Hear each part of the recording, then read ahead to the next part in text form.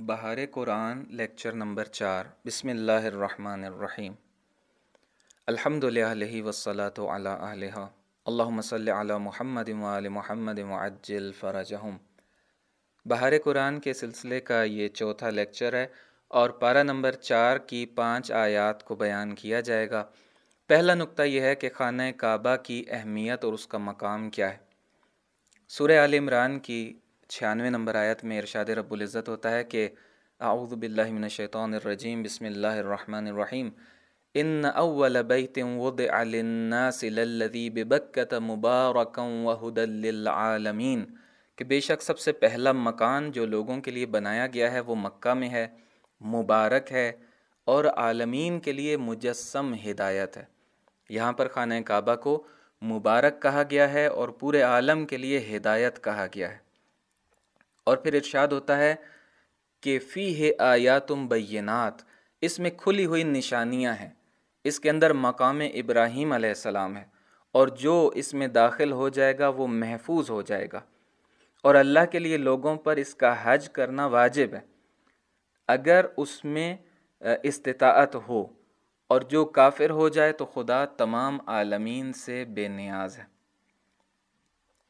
حضرت امام جعفر صادق علیہ السلام فرماتے ہیں کہ اللہ کے لیے 3 حرمتیں ہیں جن کی مانند کوئی چیز نہیں ہے۔ پہلی حرمت کیا ہے؟ فرماتے ہیں قرآن، جو اس کی حکمت اور اس کا نور ہے۔ دوسری حرمت جس کا احترام ہے اللہ کے نزدیک، وہ اس کا گھر ہے جسے اس نے لوگوں کے لیے قبلہ بنایا ہے اور اس کے علاوہ کسی اور جانب توجہ اور رخ کرنا قابل قبول نہیں ہے۔ اور تیسری چیز جس کا اللہ کے نزدیک احترام ہے اور حرمت ہے، وہ مولا فرماتے ہیں کہ تمہارے نبی صلی اللہ علیہ وآلہ وسلم کی اطرت ہیں علیہم الصلاۃ والسلام۔ امیر المؤمنین حضرت علی ابن ابی طالب علیہم الصلاۃ والسلام کے کلام کی روشنی میں خانہ کعبہ سے متعلق جو ہمیں تعلیمات ملتی ہیں ان میں سے کچھ نکات یہ ہیں۔ فرماتے ہیں کہ اللہ تعالیٰ نے خانہ کعبہ کو اپنے سامنے لوگوں کے تواضع کی علامت قرار دیا ہے۔ لوگوں میں سے کچھ کا انتخاب کرتا ہے تاکہ وہ انبیاء کے قدموں کی جگہ پر قدم رکھیں، چونکہ وہاں پر انبیاء نے اپنے قدم رکھے تھے۔ اور جس طرح ملائکہ عرش کے گرد طواف کرتے ہیں، اللہ کے بندے اس کے گھر کے ارد گرد طواف کریں۔ اسی طرح سے مولا کائنات کی تعلیمات میں ملتا ہے کہ اللہ تعالیٰ نے خانہ کعبہ کو اسلام کی علامت اور علم قرار دیا ہے، پناہ لینے والوں کی پناہ گاہ قرار دیا ہے، اور فرماتے ہیں کہ اس کا حق ادا کرنا واجب ہے۔ دوسرا نقطہ یہ ہے کہ پیغمبر گرامی اسلام صلی اللہ علیہ وآلہ وسلم اللہ عز و جل کی عظیم نعمت ہے۔ سورہ آل عمران آیت 146 لَقَدْ مَنَّ اللَّهُ عَلَى الْمُؤْمِنِينَ إِذْ بَعَثَ فِيهِمْ رَسُولًا مِّنْ أَنفُسِهِمْ، کہ بعثت پیغمبر صلی اللہ علیہ وآلہ وسلم کو اللہ نے اپنا احسان قرار دیا ہے۔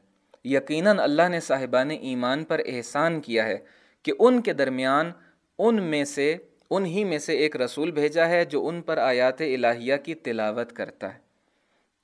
قبل از اسلام کے اگر عرب معاشرے کی کیفیت کو دیکھا جائے اور اس کا موازنہ کیا جائے پیغمبر اسلام صلی اللہ علیہ وآلہ وسلم کی تعلیمات سے، تو اس وقت پتہ چلتا ہے کہ زمین و آسمان کا فرق ہے، اور بشریت کو کتنا ارتقا ہوا، بشریت کو تمدن سکھایا، بشریت کو جینا سکھایا اس عظیم الشان پیغمبر نے۔ اگر ان حالات کو دیکھا جائے روایات کی روشنی میں اور مولا کائنات کی تعلیمات کی روشنی میں اور نہج البلاغہ کی روشنی میں، تو ہمیں یہ نکات ملتے ہیں کہ بدترین دین تھا ان لوگوں کا، بدترین معیار زندگی تھا، سخت پتھروں پر سوتے تھے، سانپوں کے ساتھ رہتے تھے، آلودہ پانی پیتے تھے، خشک غذائیں کھاتے تھے۔ تمدن کی صورتحال دیکھیے، ایک دوسرے کا خون بہاتے تھے، اپنی اولادوں کو قتل کرتے تھے، آپس کے جو تعلقات تھے رشتہ داروں میں ان کو نبھاتے نہیں تھے، قطع رحمی کرتے تھے۔ پیغمبر صلی اللہ علیہ وآلہ وسلم نے کتاب و حکمت کی تعلیم دی، واجبات و مستحبات سکھائے، صلہ رحمی کا حکم دیا، ایک دوسرے کے خون کی حفاظت کا حکم دیا، ادائے امانت کا حکم دیا، وعدہ وفائی کی تعلیم دی، فطرت سے عین مطابقت رکھنے والا پسندیدہ اخلاق انسانوں کو سکھایا۔ لیکن افسوس اگر آج بھی انسانیت پر عظیم احسان کرنے والے عظیم پیغمبر کی عظمت کو اگر دنیا نہ پہچانے، فتنہ انگیز عناصر اس مقدس ترین ہستی کی، ممکنات میں سے اس مقدس ترین ہستی کی شخصیت کو پنہاں کرنے کی کوشش کر رہے ہیں، لیکن اس کی وجہ شاید یہ ہے کہ وہ لوگ اسلام سے ڈرتے ہیں، اسلام کی تاثیر سے ڈرتے ہیں، اپنے مقاصد کے راستے میں اسلام کو سب سے بڑی رکاوٹ سمجھتے ہیں۔ عادلانہ اسلامی نظام جب لوگوں کو پتہ چلے گا، دنیا آگاہ ہوگی، تو دنیا اس کے پیچھے دوڑے گی اور اسلامی تعلیمات کی طرف جھک جائے گی۔ اس لیے وہ اسلام کا چہرہ اور اسلام کی عظیم شخصیت اور شخصیات کا چہرہ بگاڑ کر پیش کرنے کی کوشش کرتے ہیں۔ تیسرا نقطہ شہادت کی ثقافت سے متعلق ہے۔ ارشاد ہوتا ہے سورہ آل عمران کی 169ویں آیہ میں کہ وَلَا تَحْسَبَنَّ الَّذِينَ قُتِلُوا فِي سَبِيلِ اللَّهِ أَمْوَاتًا بَلْ أَحْيَاءٌ عِنْدَ رَبِّهِمْ يُرْزَقُونَ، کہ خبردار راہ خدا میں قتل ہونے والوں کو مردہ خیال نہ کرنا، وہ زندہ ہیں اور اپنے پروردگار کے یہاں رزق پاتے ہیں۔ قرآن مجید اپنی آیات کے ذریعے، اپنی تعلیمات کے ذریعے شہادت کی ثقافت کو، اس کلچر کو زندہ رکھنا چاہتا ہے، فروغ دینا چاہتا ہے۔ معروف حدیث میں یہ نقطہ ہمیں ملتا ہے جہاں شہید کی خصوصیات بیان کی گئیں کہ شہید کے خون کا پہلا قطرہ جب زمین پر گرتا ہے تو اللہ تعالیٰ اس کے گناہوں کو، تمام گناہوں کو معاف کر دیتا ہے۔ اب عملی طور پر دیکھیے کہ ہمارے ائمہ اطہار علیہم الصلوۃ والسلام سب شہید ہیں، یا تلوار کے ذریعے یا زہر کے ذریعے۔ اور یہ جو مہینہ ہے ماہ مبارک رمضان کا، اور اس کی جو تاریخیں آگے آنے والی ہیں 19 تاریخ اور 21 تاریخ، تو اسی کی مناسبت سے امیر المؤمنین علیہ الصلوۃ والسلام بندگی کی جو آخری چوٹی ہوتی ہے اس کو سر کرنے کا اور اس کو فتح کرنے کا اعلان کب فرما رہے ہیں؟ اس وقت کہ جب شہادت آپ کی دہلیز پر آتی ہے، اور اس وقت یہ اعلان فرماتے ہیں کہ فزت ورب الکعبہ۔ شہید پورے معاشرے کے مشترکہ مفادات کی خاطر اپنی جان جیسی عزیز چیز کو اپنے ہاتھوں کی ہتھیلی پر رکھ کر، چاہے جغرافیائی سرحدوں کو خطرہ ہو یا چاہے عقیدتی سرحدوں کو خطرہ ہو، ان کی حفاظت کی خاطر میدان میں آتا ہے۔ ایک فرد ہے جو اپنے اس فرد کو، اپنی ذات کو، اپنی شخصیت کو معاشرے کے مفادات کی خاطر قربان کر دیتا ہے۔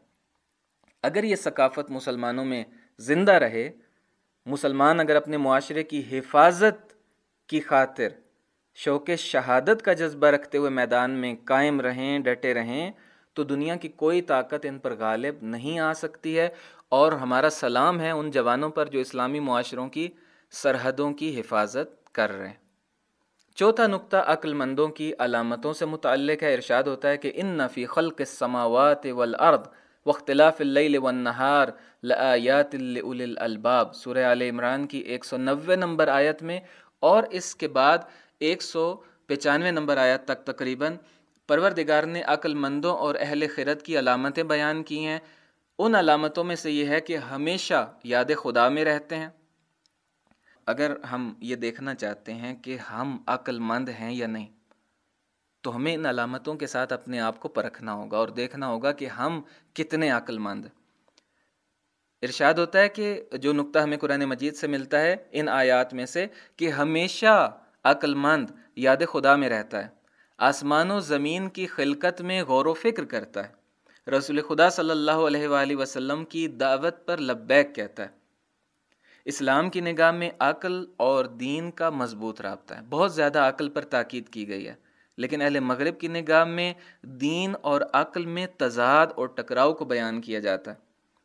اہل مغرب کی نگاہ میں عقل مادی شہوتوں کو حاصل کرنے کا ایک وسیلہ ہے، جبکہ قرآنی نگاہ اس سے کہیں بلند ہے۔ قرآن کی تعلیمات کے مطابق اور اسلامی تعلیمات اور اہل بیت اطہار علیہ السلام کی تعلیمات کے مطابق عقل انسان کو بہشت تک لے جانے کا ذریعہ ہے۔ حضرت امام جعفر صادق علیہ الصلوۃ والسلام فرماتے ہیں من کان عاقلا کان لہ دین ومن کان لہ دین دخل الجنہ، جو عقل رکھنے والا شخص ہے وہی دیندار ہوتا ہے، اور جو دیندار ہوتا ہے، جس کا کوئی دین ہوتا ہے، جس کا دین ہوتا ہے، وہ جنت میں داخل ہوگا۔ اور آخری نقطہ توبہ سے متعلق ہے کہ توبہ کی شرائط کیا ہیں۔ پروردگار ارشاد فرماتا ہے سورہ نساء کی 17 نمبر آیت میں انما التوبۃ علی اللہ للذین یعملون السوء بجہالۃ، توبہ ان لوگوں کے لیے ہے کہ جو جہالت کی وجہ سے برائی کرتے ہیں۔